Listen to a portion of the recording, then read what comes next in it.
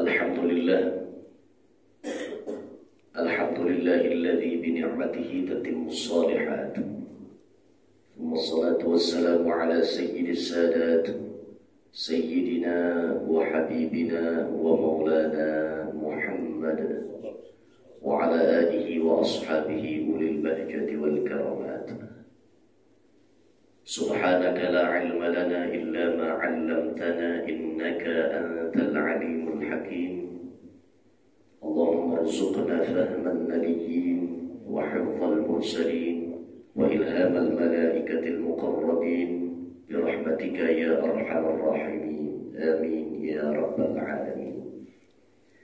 Amma ba'du, ma'asyiral muslimin, Bapak para jamaah sekalian, para pecinta ilmu, para pemakmur rumah Allah masjid, yang mudah-mudahan kita dan keluarga besar kita senantiasa dalam lindungan Allah Subhanahu wa ta'ala. Amin ya rabbal.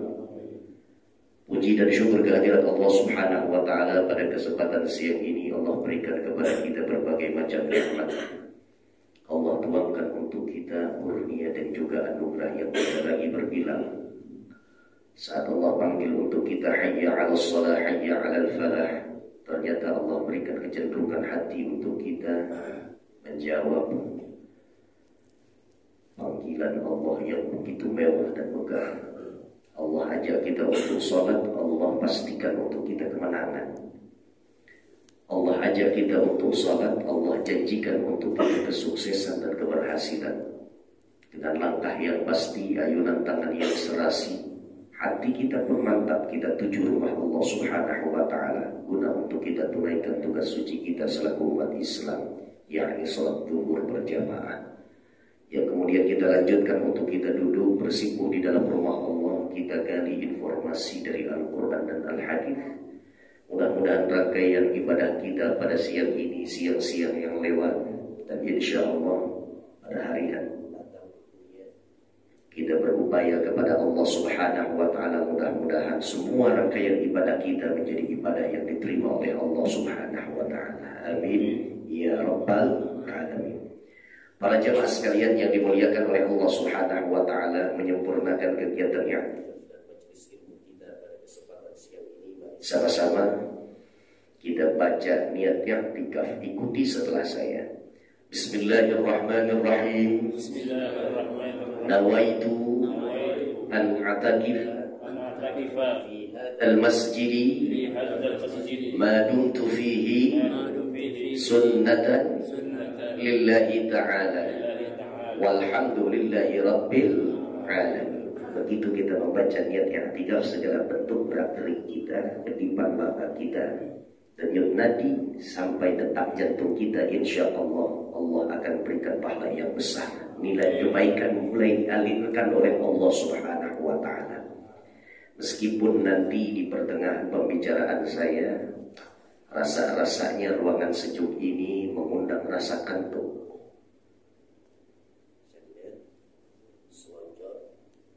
Lama kita muak, kita ikuti langsung disusul dengan bismika Allahumma ahya wa bismika.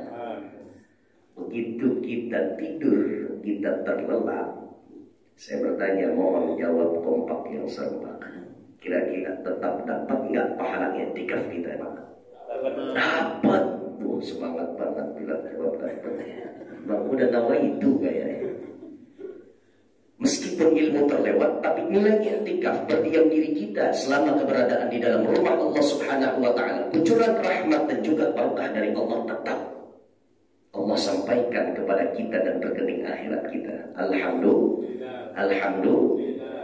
Para jemaah sekalian yang dimuliakan oleh Allah Subhanahu wa ta'ala, saya ingin sampaikan salam hormat dan ta'zim saya tentunya kepada para jemaah, bapak maupun yang ibu, mobil khusus teristimewa yang menjadi sebab kedatangan dan kehadiran saya pada kajian siang ini, atas instruksi dan juga perintah daripada sahabat juang saya, Ustaz Al-Haji Rushdi Hakim bin Kiai Haji Abdul Hakim Hadi. Kita doakan mudah-mudahan sehat walafiat. InsyaAllah Allah berikan rezeki yang luas, dan apapun aktivitas dakwahnya, InsyaAllah Allah berikan pahala yang besar di sisi Allah Subhanahu wa ta'ala. Sekali lagi navigator saya dari basement Ustaz Muntaha muadzin kita. Kita doakan mudah-mudahan Allah Subhanahu wa taala tetapkan sehat walafiat untuk beliau. Berkah insyaallah hidup beliau dan kita seluruhnya. Mudah-mudahan untuk kehidupan rumah tangga kita sakinah mawaddah warahmah bukan hanya pada tahapan dunia. Mudah-mudahan berlebih lagi Allah berikan keutuhan keluarga besar kita sampai masuk ke dalam syurganya Allah Subhanahu wa taala. Insyaallah. Para jamaah yang dimuliakan oleh Allah Subhanahu wa taala, boleh izin saya ganti. Ada pilihannya dua.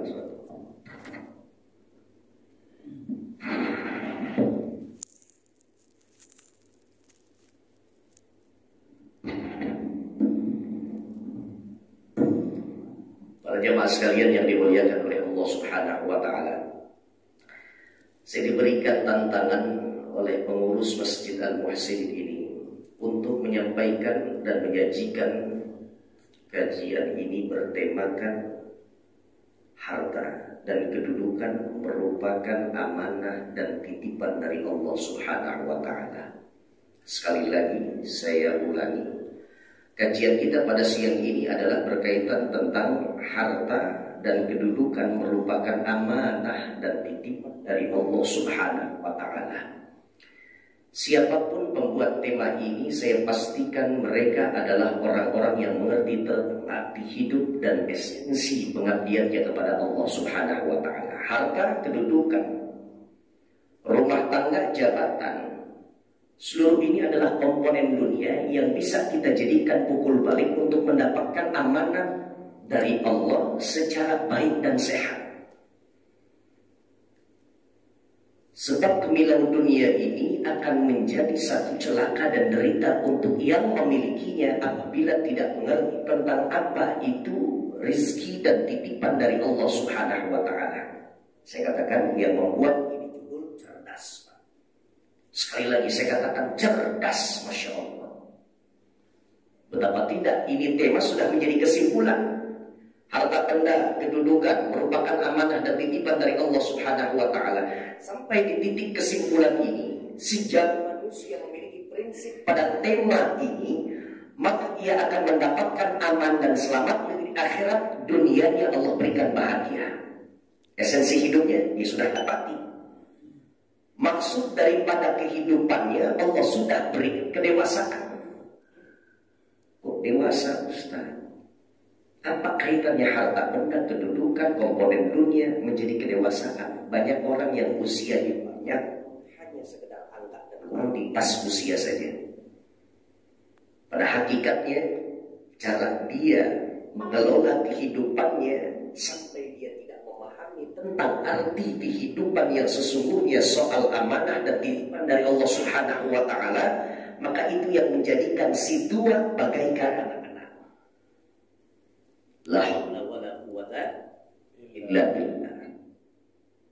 Tidak amanah dari Allah Subhanahu wa taala selain daripada kehidupan kita, semua apa yang kita rasakan dan kita peroleh sejauh ini adalah merupakan bagian yang tidak terlepaskan dari kurnia dan anugerah dari Allah Subhanahu wa taala. Semua.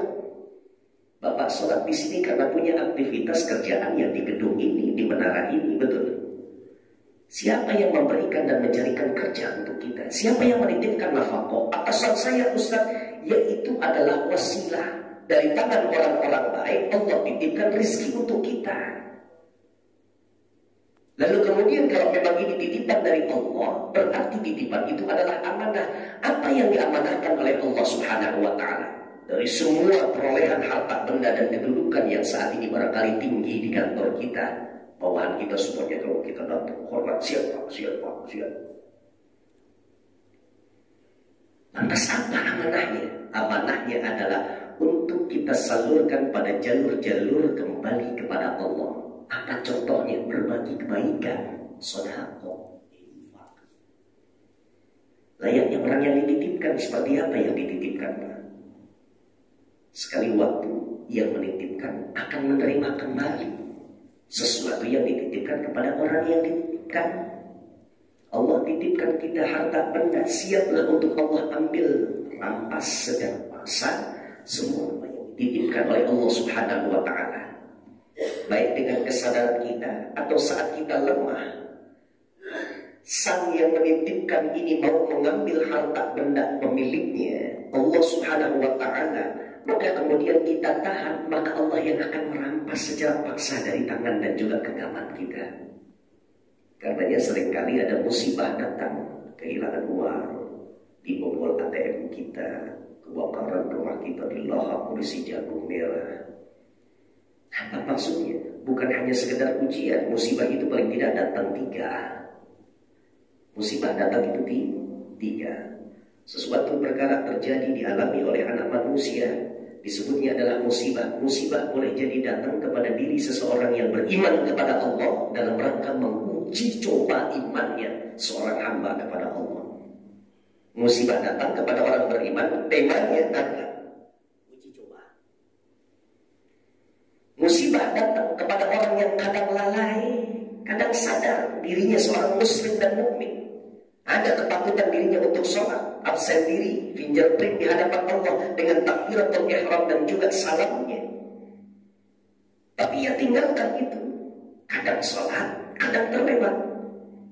Maka musibah datang buat orang yang lalai dan lengah ini sebagai teguran. Bukan lagi uji coba, tapi teguran. Yang ketiga, musibah datang. Untuk siapa? Mereka orang-orang yang ahli durjana. Mereka yang ahli dalam soal kemaksiatan. Kesalahannya sengaja dipertontonkan di hadapan Allah Subhanahu wa Ta'ala. Nah, saat musibah didatangkan oleh Allah Subhanahu wa Ta'ala untuk model kategori hamba Allah yang ketiga ini, apa maksudnya? Maksudnya bukan lagi menguji coba, bukan lagi sebagai teguran, tapi yang ketiga ini merupakan azab dari Allah Subhanahu wa Ta'ala.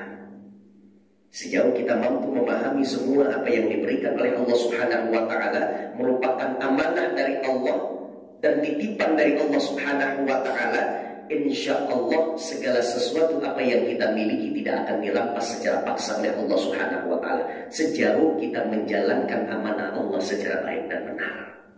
Insya kalau tidak, Pak, saya ingin hantarkan ada hadis Rasulullah SAW. Kalau tidak, yang berbahaya adalah saat kita sudah menyampaikan jawaban-jawaban kita kepada Allah dari semua pertanyaan yang Allah lontarkan. Yang berbahaya adalah jawaban kita dari sebuah pertanyaan dari Allah Subhanahu wa Ta'ala. Kapan Ustaz lontaran pertanyaan dan kapan pula disusul dengan jawaban itu? Jawaban itu muncul setelah ada pertanyaan di alam kubur. Soal harta benda, kedudukan kita ditanya oleh Allah Subhanahu wa Ta'ala. Namanya yang diamanahkan kan pasti akan ditanyakan responsibility-nya. Pertanggungjawabannya pasti akan ditanya oleh yang menyerahkan amanah. Dalam hadis Rasul di dalam kitab Al-Jami' As-Shaghir li Syekh Jalaluddin Abdul Rahman As-Suyuti, juga di dalam kitab Sahih bahkan yang kualitasnya sahih, Bukhari, Muslim, Sunan Ibnu Majah, Abu Dawud, Tirmidzi, Nasa'i. 4 kitab sunan, 2 sahih, ditambah sahih Ibnu Khuzaimah. Juga di dalam kitab yang biasa dikaji di pondok-pondok pesantren, di kajian-kajian maghrib ke isya, di masjid-masjid dan musala-musala kampung kita, teristimewa yang ada di Jakarta. Kitabnya namanya Mukhtarul Ahadits An-Nabawiyah wal Hikam Al-Muhammadiyah, dikarang oleh Syekh Sayyid Ahmad Al-Hashimi. Dalam beberapa kitab hadis disebutkan ada hadis Rasulullah SAW. Nabi sampaikan informasi dan kabarnya begini. Qala Nabi sallallahu alaihi wasallam, la tazula qadamu ibnu Adam hatta yus'ala an arba. Tidak akan tergelincir langkah kaki manusia saat dia sudah menjumpai negeri akhirat pada tahapan awal. Negeri akhirat yang pertama, fase perdana, stasiun yang paling utama ketika sudah seseorang sampai pada negeri akhirat adalah alam kubur. Alam kubur itu stasiun awal, halte perdana negeri akhirat yang ujung-ujungnya nanti ada surga neraka. Jalannya cukup banyak, menentukan, melelahkan, membuat payah kita untuk meniti setiap fase demi fase. Di pertanyaan alam kubur, Allah Subhanahu wa Ta'ala Di pertanyaan alam kubur Allah Subhanahu wa ta'ala siapkan 4 pertanyaan. Pertanyaan ini tidak akan menjadikan diri seseorang dapat nikmat atau azab sebelum dia mampu menjawab secara baik dan benar. Setiap kita, sesayang-sayangnya anak sama bapaknya, dia gak akan pernah mungkin menyerahkan dirinya di hadapan Allah. Ya Allah, pertanyaan bapak saya, biar saya saja yang jawab. Angkat saya sebagai jubir untuk orang tua saya, ya Allah. Kasihan, dia sudah syekh, dia sudah renta, dia lansia, ya Allah. Bahkan dia sudah demensia di ujung tahun kehidupannya. Karena Allah nggak bisa. Sepeduli-pedulinya seorang ayah kepada anaknya, dia bilang gini, anakku ya Allah, biar saya bapaknya yang menjawab semua amalan-amalan yang telah dilakukan oleh anak saya. Kata Allah, nggak bisa. Setiap dia memiliki kepala kehidupan harus bertanggung jawab dengan apa yang telah dia lakukan. Semua ucap sikapnya, semuanya dia yang akan menjawab pertanyaan itu. Apa pertanyaan dari Allah Subhanahu wa ta'ala yang pertama? An umrihi fi ma'afna. Tentang usia yang telah diberikan oleh Allah, kemana kita habiskan, itu pertanyaan pertama. Di alam kubur pasti kita akan jumpai, kita dapati pertanyaan itu. Yang harus kita persiapkan adalah jawabannya. Kalau orang-orang soleh, dia akan menjawab, ya Allah, usia yang telah Engkau berikan kepada hamba, ya Allah, tidak terlewatkan sedetik pun, melainkan di dalamnya ada zikir, ada pahala, ada ibadah yang kutunaikan. Karena ku tahu itu adalah hakmu sebagai seorang Tuhan, sebagai seorang Zat pencipta. Pasti Engkau memiliki hak untuk disembah. Karenanya hatiku, ragaku, kehidupanku hanya untuk Engkau. Itu sekaligus menjadi satu janji. Setiap kita sholat doa iftitah, inna sholati wa nusuki wa mahyaya wa mamati lillahi rabbil alamin. Dengar jawaban tersebut, Allah Subhanahu wa ta'ala kasih jawab, cakap. Saya tahu ya Allah, Kau ciptakan kami dari ciptaanmu yang pertama manusia, yang kedua adalah dari bangsa jin, hanya untuk ibadah. Karenanya kami ibadah dari mulai akil balik sampai Kau jemput kami dengan al-maut kami masing-masing. Kami sholat, kami ibadah, kami sujud di hadapan. Checklist pertanyaan yang pertama. Yang kedua, Allah Subhanahu wa ta'ala tanya kepada kita, wa an jasadihi fima ablah. Kau punya organ tubuh yang lengkap, dilengkapi dan disempurnakan penciptaan kita sebagai seorang manusia ciptaan Allah dengan adanya otak dan pikiran. Ini yang membuat kita fi ahsani taqwim. Buat apa saja semua organ tubuh yang kuberikan kepadamu lengkap, wahai hambaku, dari ujung rambut sampai ujung kaki. Kita jawab, mataku ini ya Allah kupergunakan untuk memandang ayat-ayatmu, mulutku ini langsung bersambung untuk membaca ayat-ayatmu, tangan ini kata orang Betawi bilang ngepet halaman demi halaman, langkah kakiku adalah ke masjid, masjid musola, musola majelis ilmu, pulang ke rumah, ngantor, masjid lagi, musola. Semuanya akan memberikan pertanggungjawaban dari ujung rambut sampai ujung kaki. Bayangkan, yang kita khawatirkan di alam kubur kita adalah apabila organ tubuh kita yang kita banggakan selama di alam dunia ini ternyata berkhianat daripada kita. Dia mengadukan sesuatu yang memberatkan kita di hadapan Allah Subhanahu wa ta'ala. Umpama begitu ditanya, organ tubuh, kemana kau habiskan usia-usia si empuknya? Nih sepemiliknya. Tangan, buat apa? Saya gampar itu tetangga saya, ya Allah. Mata, saya lihat karyawati yang datang ke kantor biasanya dengan pakaian-pakaian yang minim. Saya pandangi objek yang haram saja. Lisan, kugunjing saudara, kuwaki, kucaci, kurendahkan citranya sampai rendah serendah-rendahnya. Sebab potensinya adalah surat yang kita baca dalam surah Yasin, al-yawma nakhtimu ala afwahihim wa tukallimuna aydihim. Tangan yang ngomong. Hari itu Allah Subhanahu wa ta'ala kunci mati kita punya mulut.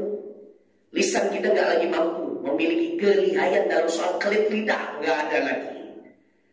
Dahulu di dunia kita, orang kalau sudah di lobi sama kita pokoknya udah manut aja. Kita kasih saran pandang dengan bahasa-bahasa kita yang public speaking kita di atas rata-rata. Pokoknya sudah ikut saja. Advice kita jarang ditolak. Tapi begitu berhadapan dengan Allah Subhanahu wa Ta'ala, dikunci mati lisan kita. Tangan berbicara, kaki ngasih persaksian. Bayangkan. Yang berbangga dengan tangan kita, yang bangga dengan kaki kita saat ini, awas hati-hati. Dia akan mengadukan segala sesuatu dengan sepolos-polosnya. Sepolos-polosnya. Yang ketiga, Allah akan tanya apa? Adalah tentang ilmu kita. Sejauh ente taklim, ente hadir majelis ilmu ini, di ustaz ini, di kiai ini, di mbah ini, di gus ini. Berapa banyak ilmu yang kau dapati, dan berapa banyak nilai ibadah yang tertunjang, disokong, disupport dengan ilmu yang kau miliki. Setiap ibadah kita, syarat diterimanya adalah ilmu. Itu akan ditanya oleh Allah Subhanahu wa Ta'ala. Baru yang terakhir ini, pertanyaan tentang kedudukan, harta, benda, semua apa yang kita peroleh dari Allah Subhanahu wa Ta'ala. Dan istimewanya pertanyaan di dalam kubur yang keempat ini berkaitan tentang harta, benda, dan semua yang kita peroleh, memiliki dua pertanyaan. Kalau tadi tentang usia, kemana kau habiskan? Tentang organ tubuh, kemana kau daya gunakan? Untuk ilmu, kau gunakan untuk ibadah yang mana? Satu. Masing-masing punya satu pertanyaan. Begitu muncul harta benda, Allah berikan pertanyaan itu sampai dua pertanyaan. Apa pertanyaan? Soal harta benda, kedudukan kita.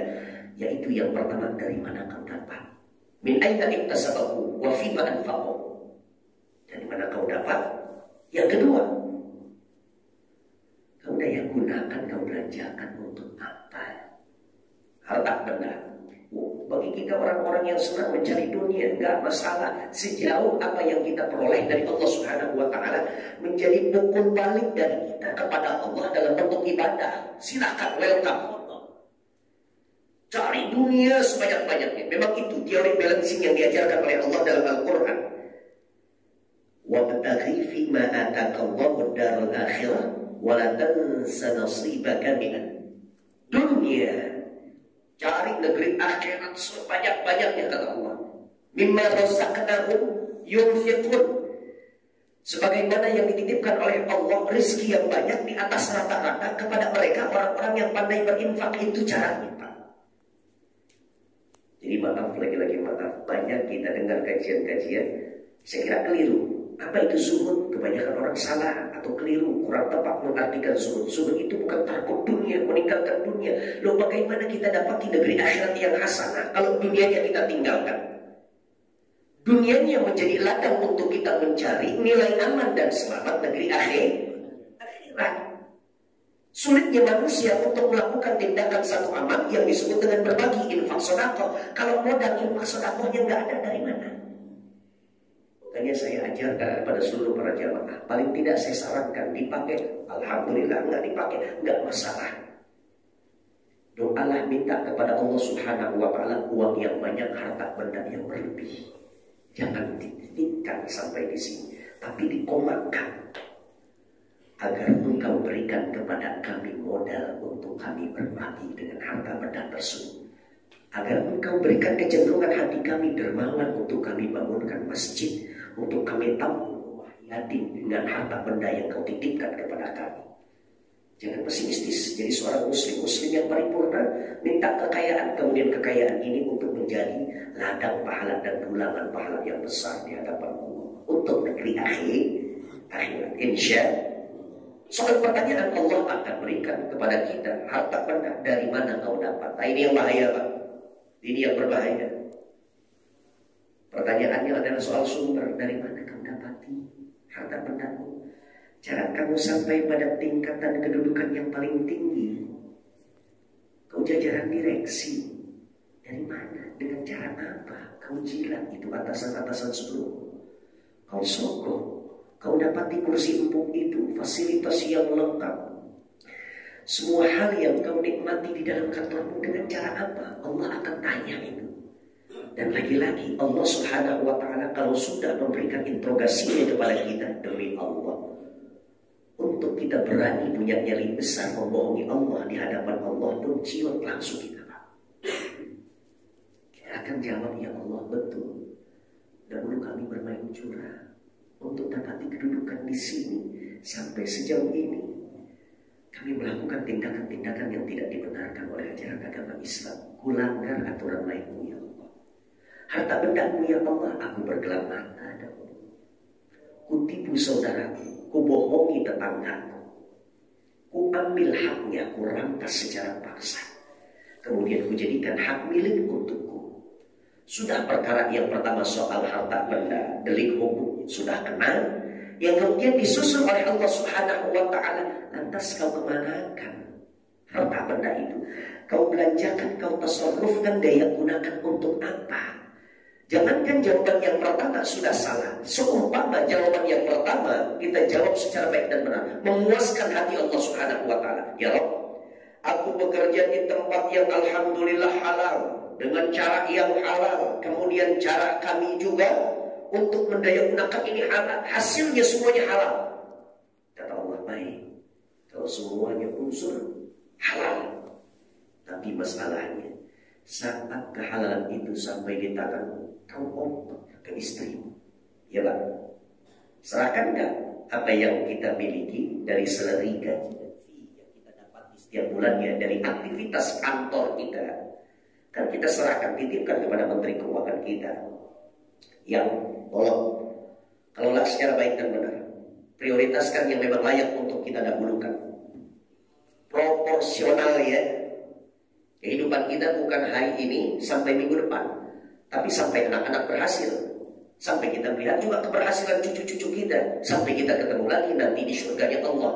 Pokoknya untuk dunia silakan, fadhol, tapi jangan sampai lupa negeri akhirat itu yang menjadi prinsip dan juga pilar kita.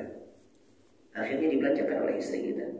Duit yang semula dari lembaran akhirnya berubah menjadi hidangan dan sajian makanan yang begitu banyak di dalam tutup saji kita.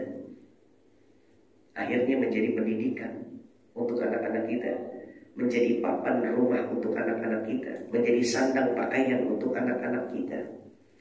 Namun permasalahannya adalah uang yang kita berikan dari rezeki yang halal, hasilnya juga halal, lalu kemudian sampai di tangan istri kita dibelanjakan pada sesuatu yang diharamkan oleh Allah. Anak kita sudah gadis, lalu kemudian dibelanjakanlah itu pakaian dan busana-busana yang membar aurat, diterapkan di tubuh anak kita. Bagian paha terlihat, aurat kesana sini bisa dilihat, dinikmati oleh mata-mata orang asing. Sehingga nanti itu yang menjadi persoalan kita saat menjawab pertanyaan Allah, kemana kau daya gunakan? Salah kita. Baru kena delik hukumnya oleh Allah Subhanahu wa Ta'ala. Atau kita jawab, ya Allah, saya dapat uang yang halal, tapi kemudian akhirnya sampai di tangan istri saya, ya Allah, akhirnya dibelanjakan sesuatu yang akhirnya menjadi murka Kau, ya Allah. Atau aku bayar PLN, isinya apa? Seterusnya hanya untuk kami lihat komedi aja, pengajiannya enggak. Dari pagi sampai malam dangdut aja. Bukan, saya agak sedikit sinis dengan dangdut, silakan, hiburan diperbolehkan, hal yang mubah. Tapi nggak ada sifat-sifat yang menjadikan diri kita akhirnya cenderung taat. Terlalu banyak hiburan itu juga berbahaya. Gak ada isi kajian, gak ada murotal para masyayikh kita. Nanti akan ditanya oleh Allah Subhanahu wa Ta'ala. Kesimpulannya sudah kita dapat menjadi tema kita pada siang hari ini. Harta, benda, kedudukan menjadi amanah dan titipan dari Allah Subhanahu wa Ta'ala. Sudah kesimpulannya kita pahami, lantas kemudian cara kita menyikapi kesimpulan seperti apa? Oleh karenanya saya sajikan dalam kajian ini, jangan sampai akhirnya harta benda dan kedudukan ini gagal kita saat mempertanggungjawabkan di alam kubur. Insya sebagaimana instruksi dari pengurus, saya berhenti sampai sebelum pukul 13.00 ya. Kemudian dibuka sesi tanya jawab. Fadhal, silakan yang mau bertanya.